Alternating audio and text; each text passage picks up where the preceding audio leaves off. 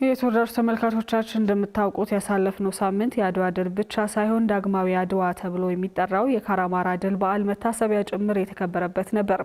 ለ48ኛ ጊዜ በኢትዮ ኩባ ወዳጅነት ፓርክ የተከበረው ይህ የድል በዓል ኢትዮጵያ ወራሪውን የዚያድ ባሬን ሰራዊት በመመከት ሀገርን ከወራሪ ኃይል መታደግ የተቻለበት የድል በዓል መሆኑ የማይዘነጋ ነው። ታዲያ ይህ የድል በዓል ታስቦ በዋለበት መሰናዶ ላይ የአሁኑ ትውልድ በመስዋዕትነት የተላለፈበትን ሀገር በመጠበቅ ለቀጣዩ ትውልድ የተሻለች ሀገር የማስተላለፍ ኃላፊነቱን እንዲወጣ ነው የተጠየቀው። ሪፖርተራችን ዳግማዊት ደረጀ በዚህ ላይ ያተኮረውን ዘገባ እንደሚከተለው አቅርበዋለች።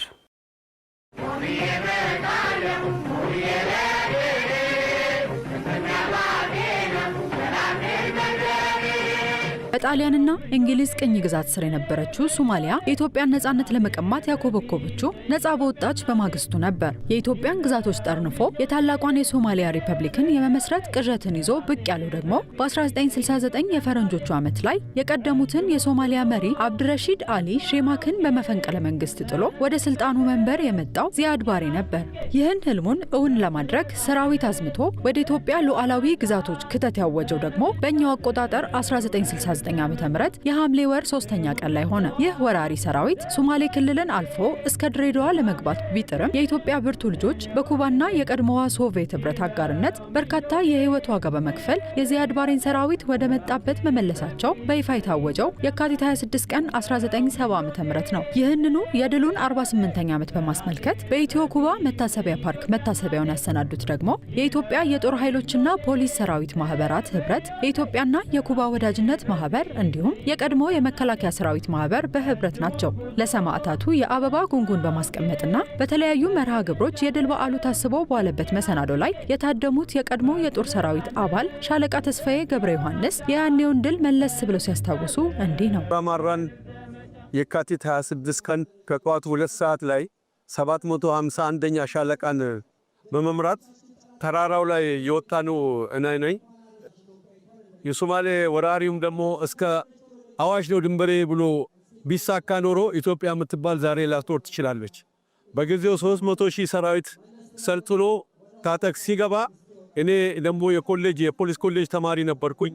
ከትምህርት ላይ ነው እንግዲህ ወደ ታጠቅ የገባ ነው።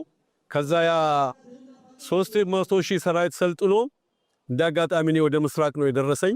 በጀነራል ደሳለኝ ያኔ ኮሎኔል ናቸው፣ በሳቸው መሪነት ነው ካራማራ ስንሄድ ጭናክሰና ግሪቆጨር ላይ ከፍተኛ ውጊያ ገጥሞን ካራማራን በድል አብስረን ስንናገር በእውነት በየግንባሩ ነው ሰራዊቱ ጥይት እየተኮሰ ደስታውን የገለጠው። በያኔው አውደ ውጊያ ለፍትሃዊነት ሲሉ ከኢትዮጵያ ጋር አብረው ወራሪን ከተዋጉ ሀገራት መካከል ኩባ አንዷ ነች። ሻለቃ ብርሃኑ ጣፋ ደግሞ በወቅቱ ከኩባ አጋር ሰራዊቶች ጋር በመድፍ አስተኳሽነት የተሳተፉ የቀድሞ ሰራዊት አባል ናቸው። ሻለቃ ብርሃኑ ጣፋ በወቅቱ ስለነበረው የሀገር ፍቅር ስሜት ሲናገሩ ኢትዮጵያውያን ምንም ያህል በውስጣዊ አለመግባባቶች ቢፈተኑም ለውጭ ወራሪ ግን እጅ ያልሰጡበት የድል ታሪክ እንደነበር ነው የሚያነሱት። ሻለቃ ተስፋዬ ገብረ ዮሐንስም ይህንኑ ይጋራሉ። ስለዚህ ካራማራ ድል በቀላል የሚታይ አይደለም። ይህ ካራማራ ድል ደግሞ ኢትዮጵያን የማዳን ኢትዮጵያን የማቆየት ስለሆነ ትውልዱ ይሄንን ሊያውቀው ይገባል። ትውልዱ ያን ጊዜ ሶማሌ እስከ አዋሽ ይዛው ቢሆን ኖሮ ዛሬ ኢትዮጵያ የምትባል ሀገር ላትኖር እንደምትችል የትውልድ ተወራራሽነት ይሄን ሊያውቀው ይገባል። ያው የኢትዮጵያ ሕዝብ እንደምታውቂው እርስ በርሱ ባይስማማ እንኳን የውጭ ወራሪ ሲመጣ ምንም እንዳልተደረገ ሆኖ በአንድነት ይቆማል። በዚህ ጊዜ የተመለከትነው ይሄንኑ ነው። አገሪቷ በዛ ጊዜ በከፍተኛ ውጥረት ላይ ነበረች፣ በውጭም በውስጥም። ነገር ግን ህዝቡ ያንን ሁሉ ከግምት ባለማስገባት የሀገሩን ዳር ድንበር ለማስከበር ከፍተኛ ጥረት ያደረገበት በከፍተኛ ሀገር ፍቅር ወኔ ስሜት የተዋደቀበት ነው። ይሄ ደግሞ በአንድ ጊዜ የተገኘ አይደለም፣ የኋላ ታሪክ አለው።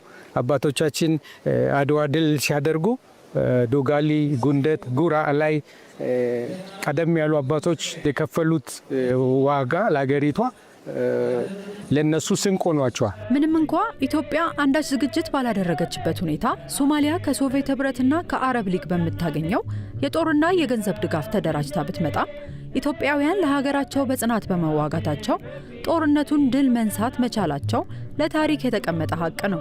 ይህ የካራማራ ድል በየዓመቱ መዘከሩም ኢትዮጵያውያን ለዳር ድንበራቸው ዋጋ መክፈላቸው እንዳይዘነጋ፣ እንዲህ ያለው ትንኮሳም ዳግም እንዳይታሰብ መልእክት የሚያስተላልፍ እንደሚሆን ነው የቀድሞ ሰራዊቱ አባላት የሚናገሩት። ቀደምት አባቶች በጊዜያቸው የኢትዮጵያን ሉዓላዊነት በጦር ትግል ማረጋገጣቸውን የሚያነሱት እነዚህ የቀድሞ የኢትዮጵያ ጦር አባላት፣ ይህ የአሁኑ ትውልድ ደግሞ ከአባቶቹ የተረከባትን ሀገር የመጠበቅ ኃላፊነት በእጁ ላይ ያለ ነው ባይ ናቸው። ለሀገሩ መቆም እንዳለበት ማመላከት እፈልጋለሁ።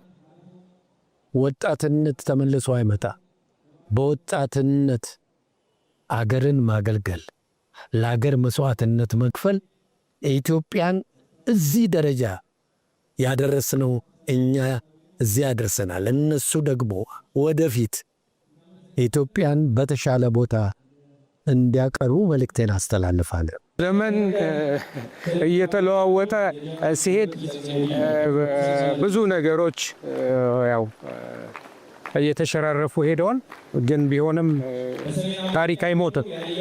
ስለዚህ ለዚህ ትውልድ የምመክረው የአባቶቹን ታሪክ የአባቶቹን ጀግንነት ተቀብሎ የሀገሩን ዳር ድንበር ማስከበር ይገባዋል። በዚህ ሳምንት በተካሄደው በዚህ ክብረ በዓል ላይ የካራማራ ድል እንደ ሌሎች ሀገር አቀፍ በዓላት ሁሉ በሕግ ጸድቆ በካላንደር ተካቶ ሊከበር ይገባል የሚል ጥሪም ቀርቧል። You know,